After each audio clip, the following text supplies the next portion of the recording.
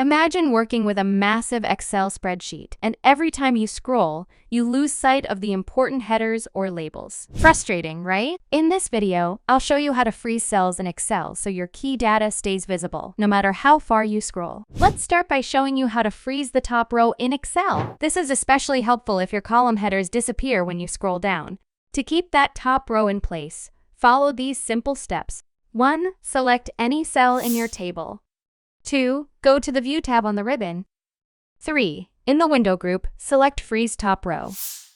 Now, as you scroll down, the top row will always remain visible, making it easy to track your data. Next, let's cover how to freeze a column in Excel. This is useful if you want to keep the first column visible as you scroll horizontally. 1. Return to the View tab. 2. Choose Freeze First Column. Now, as you scroll sideways, your reference labels will always be in sight. But what if you need to freeze both the top row and the first column at the same time?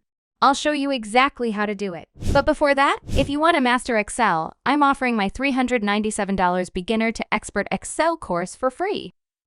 All you need to do is subscribe, like this video, and comment "I want the course" below. I'll send you the link to download it for free. Now, let's continue.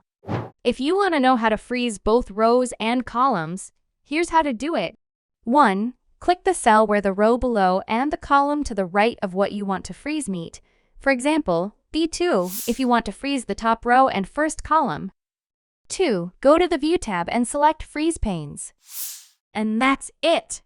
Now you can scroll freely without losing sight of those important headers or labels.